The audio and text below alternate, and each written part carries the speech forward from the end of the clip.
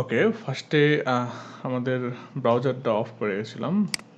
ব্রাউজারটা open করি, তারপরে আমাদের কীভাবে যেন যেতে হবে। আমাদের ফার্স্টে যেতে হবে শপিফাই পার্টনার্স, গুগলে সার্চ দেবো সিম্পলি একটা, তারপর আমরা পার্টনার প্রোগ্রামে যাদের জয়েন নেই তারা জয়েন করব, আর যারা অলরেডি অ্যাকাউন্ট আছে তারা এখান থেকে লগ ইন করতে হবে।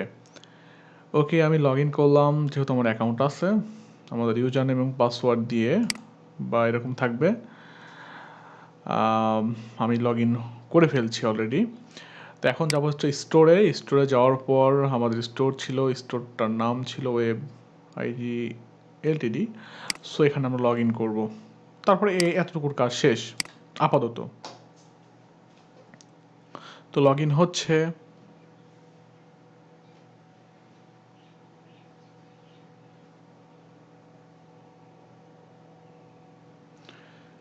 ওকে, লগ ইন কমপ্লিট। আমরা আমাদের ওয়েবসাইটের ড্যাশবোর্ডে প্রবেশ করলাম।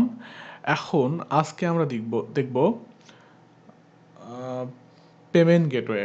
ওকে, পেমেন্ট গেটওয়ে কীভাবে অ্যাড করতে হয়, মানে যদি আমাদের ওয়েবসাইটে কেউ কোনো প্রোডাক্ট কিনতে যায় তাহলে সে কীভাবে পেমেন্ট করবে। পেমেন্ট আমরা নর্মালি জানি কয়েকভাবে করা যায়। সাধারণত ব্যাংক অ্যাকাউন্টের মাধ্যমে পেমেন্ট করা যায়, আবার পেমেন্ট করা যায় পেপালের মাধ্যমে, আবার ক্যাশ অন ডেলিভারি পেমেন্ট করা যায়। তো এই সিস্টেমগুলো এখানে কী কী অ্যাভেলেবেল আছে আমরা সেই জিনিসগুলো চলুন একটু দেখে নেই। সো সেজন্য আমাদের যেতে হবে সেটিংয়ে যাওয়ার পর আমরা এখান থেকে যাব পেমেন্ট অপশনে আমরা ক্লিক করলাম। ক্লিক করার পর দেখেন সবচেয়ে বেশি আমাদের যে জিনিসটা আমরা বেশি বলি অনলাইন প্রফেশনালরা, পেপাল বলে চিল্লাই, বাট সেই পেপালটা এখানে অ্যাভেলেবল। আমরা পেপাল এক্সপ্রেস চেক আউট আর কি। সো আমরা ওটা অ্যাড করতে যাব।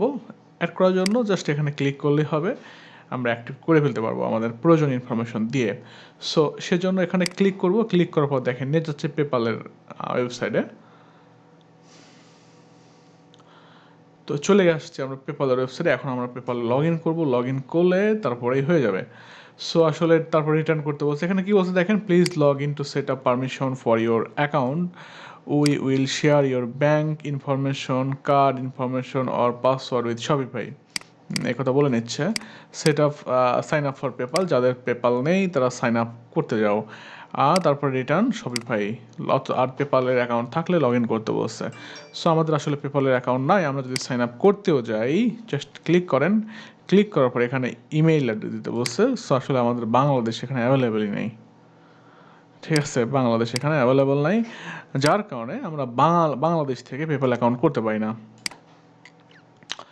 তো যাই হোক, সেটা আমাদের ব্যাড লাক। আসলে কিছু করার নেই, পেপাল দিয়ে আমরা করতে পারলাম না শপিফাইয়ের পেমেন্ট গেটওয়েটা। সো এখন যদি ক্লায়েন্ট যদি কখনো দেয় তাহলে কী করবেন, এখান থেকে যেহেতু ক্লায়েন্টের অ্যাকাউন্ট পূর্ব থেকেই থাকবে, বা পূর্বে থেকে না থাকলেও ক্লায়েন্টকে এখানে সাইন আপ করার সময় ওনার মোবাইল নাম্বার দিয়ে কান্ট্রি সিলেক্ট করে আপনি এখানে সাইন আপ করে দিতে পারবেন, যদিও নর্মালি অত আনস্মার্ট ক্লায়েন্ট থাকে না। আচ্ছা, আর যদি থেকে থাকে তাহলে লগ ইন করতে হবে আর কি, ইমেল অ্যাড্রেস দিয়ে এবং পাসওয়ার্ড দিয়ে লগ ইন করতে হবে। লগ ইন করে দেন ওটা পারমিশন দিয়ে দিতে হবে এখান থেকে। যেমন আমরা ফোনে কোনো অ্যাপস যদি ইনস্টল করতে যাই তাহলে কী করতে হয়, নর্মালি অ্যাপসে অনেক কিছু কিন্তু ইনস্টল অ্যালাউ অ্যাক্সেস দিতে হয়, ওরকম আর কি। আচ্ছা, তারপরে এটা যেহেতু নেই তাহলে আমাদের মন খারাপ করে কান্নাকাটি করে কোনো লাভ নাই। তো আমরা চলে যাচ্ছি হচ্ছে থার্ড পার্টি প্রোভাইডারের মধ্যে কী কী আছে দেখেন।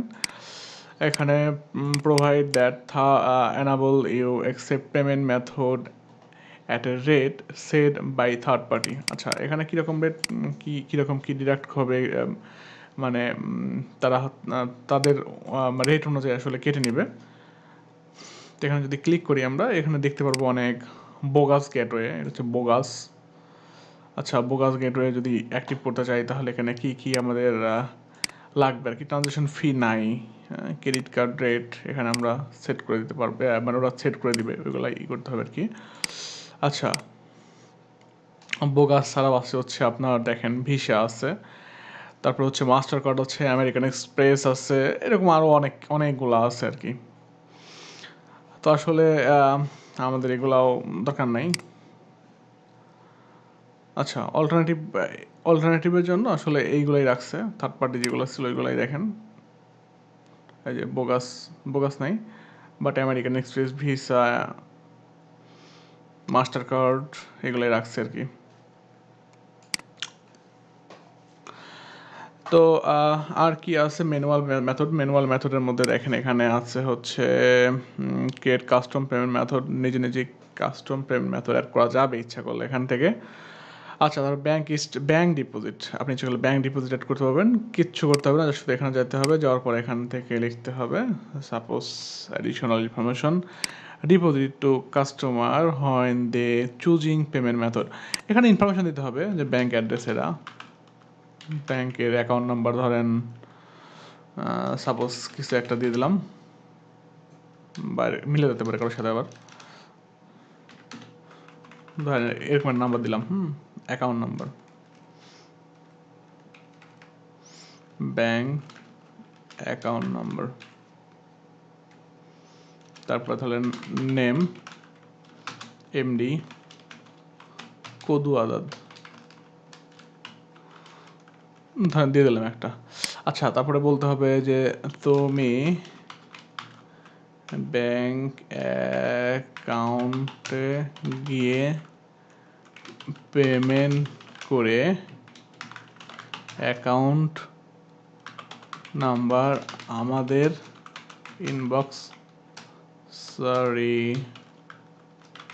ইনবক্স করে একটা মিসড কল দিও। মজা করলাম আর কি একটু, এ হচ্ছে ব্যাপার। মানে আসলে আমরা এখানে ইনস্ট্রাকশন দিয়ে দেবো কীভাবে কী করতে হবে, তারপরে আমাদের হয়তো বা অর্ডার আইডি থাকতে, অর্ডার যে আমাদের পার্সেস কোড থাকবে, কোডটা হয়তো বা দিয়ে দিতে হবে, আর কী কী দিতে হবে সেই ইনস্ট্রাকশনগুলো আমরা এখানে দেবো। আচ্ছা, তারপরে অ্যাক্টিভ ব্যাঙ্ক অ্যাকাউন্ট ক্লিক করলেই হয়ে যাবে, মানে কিছু লাগবে না, এটা জাস্ট একটা সিম্পল একটা জিনিস।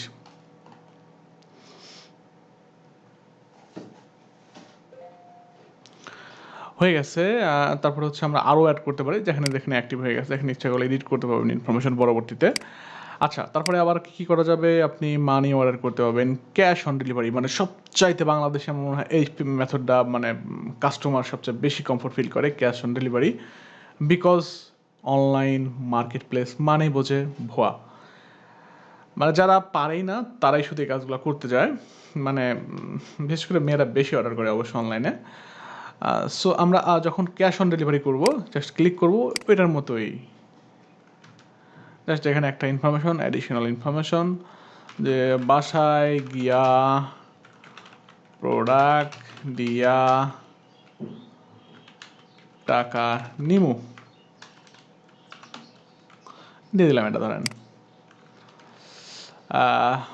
ধরেন এখানে ইনস্ট্রাকশন দিলাম, বাসায় গেলে কিন্তু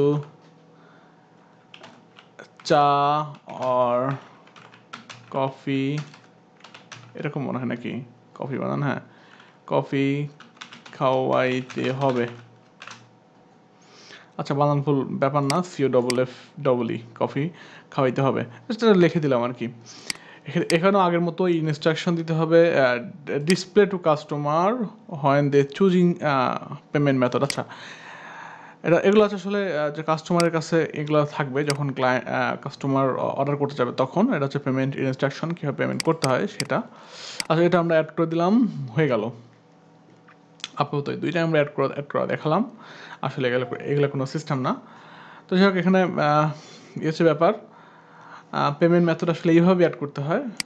তাছাড়া ম্যানুয়াল যে সিস্টেম আছে দেখেন, এখানে লেখা আছে জিনিসগুলো সুন্দর মতো, the customer payment method is authorized to the time on their order, you will need